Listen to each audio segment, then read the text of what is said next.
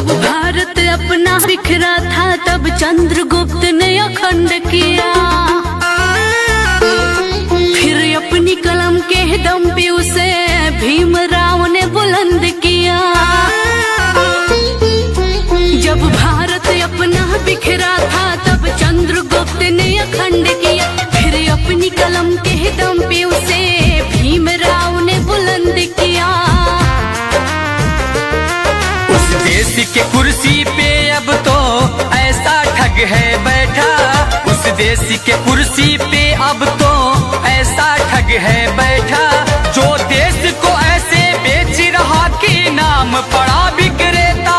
वो चाय बेचते बेचते अब बन गया देश विक्रेता। आया देश विक्रेता, देखो आया देश विक्रेता, आया देश विक्रेता, देखो आया देश विक्रेता।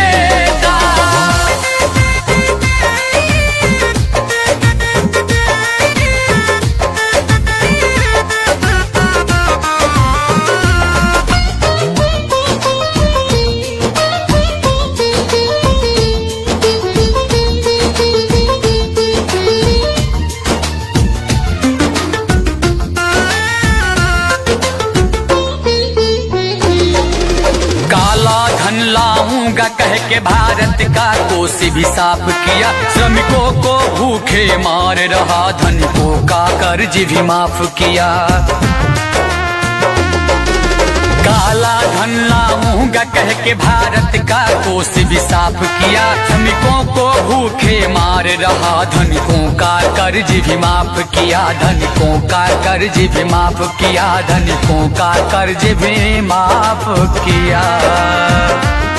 लाखों का सूट पहन के भी खुद को फकीर है कहता, जो देश को ऐसे बेच रहा कि नाम पड़ा विक्रेता।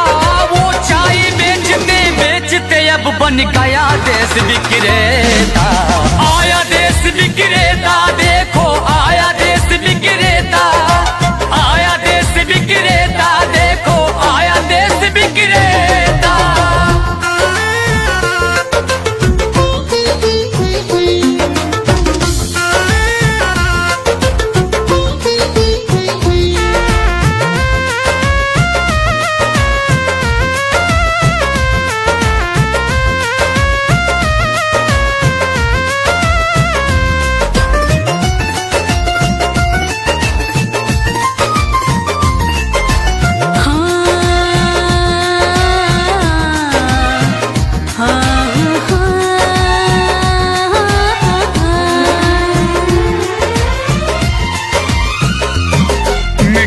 तो उसके जूते का कैसा है स्वाद बताती है, जब जब चुनाव हो तब उसको माँ की याद आती है।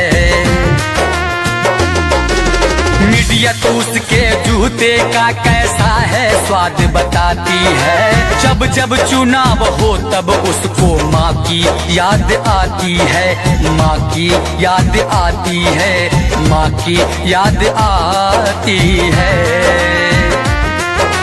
किसी का संग दिल पति है तो वो किसी का मतलबी बेटा, जो देश को ऐसे बेच रहा कि नाम पड़ा विक्रेता।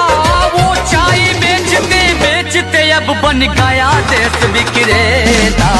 आया देश विक्रेता, देखो आया देश विक्रेता, आया देश विक्रेता, देखो आया देश विक्रेता। जब भारत अपना बिखरा था तब चंद्रगुप्त ने अखंड किया, फिर अपनी कलम के दम पे उसे भीमराव ने बुलंद किया।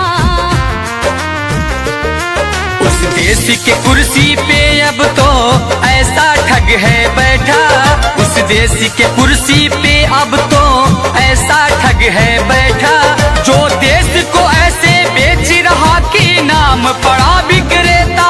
वो चाय बेचते बेचते अब बन गया देश विक्रेता। आया देश विक्रेता, देखो आया